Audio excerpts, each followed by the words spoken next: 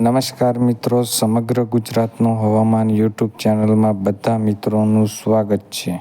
મિત્રો, આજના આ વિડીયોમાં આપણે જાણવાના છીએ કે 2026નું ચોમાસા દરમિયાન કયા કયા પરિબળો અસર કરશે અને 2026નું ચોમાસું કેવું રહેશે. જૂન જુલાઈમાં કેવો વરસાદ જોવા મળશે, ઓગસ્ટ સપ્ટેમ્બરમાં કેવો વરસાદ જોવા મળશે, તે વિશેની આજના વિડીયોમાં આપણે ચર્ચા કરવાના છીએ. તો વિડીયોને ખાસ ધ્યાનથી સાંભળજો. તેમજ અમારી યુટ્યુબ ચેનલ સમગ્ર ગુજરાતનું હવામાન યુટ્યુબ ચેનલ ઉપર નવા હોય તો ચેનલને જરૂરથી સબસ્ક્રાઇબ કરી દેજો. તેમજ આ વિડીયોને લાઈક કરીને બીજા મિત્રો સુધી શેર કરી દેજો. તો મિત્રો, સ્કાયમેટ વેધરના અંદાજ મુજબ 2026માં ભારતમાં ચોમાસું સામાન્યથી ઓછું 94% રહેવાની શક્યતાઓ છે. મુખ્ય મુદ્દાઓ શું છે, આમાં કયો પરિબળ અસર કરવાનો છે તેની વાત કરીએ તો અલ નીનોની અસર ચોમાસાના બીજા ભાગોમાં ઓગસ્ટ અને સપ્ટેમ્બર અલ નીનો સક્રિય થવાને કારણે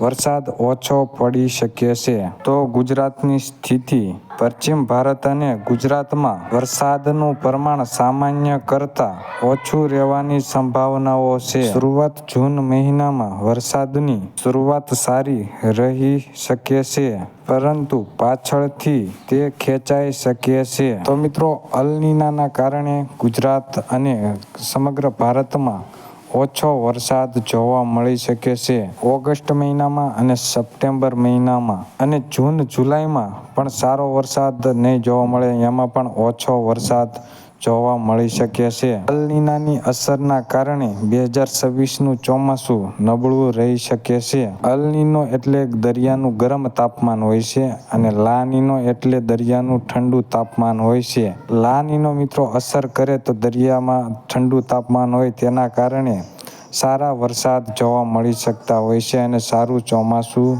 થતું હોય છે. પણ લા નીનો અસર કરે એટલે ખરાબ પરિબળો અસર કરતા હોય છે અને ચોમાસું નબળું અને દુષ્કાળ જેવી સ્થિતિ ઊભી થતી હોય છે. હજુ મિત્રો, 2026ના ચોમાસાનું એક મોડલે અનુમાન દર્શાવ્યું છે.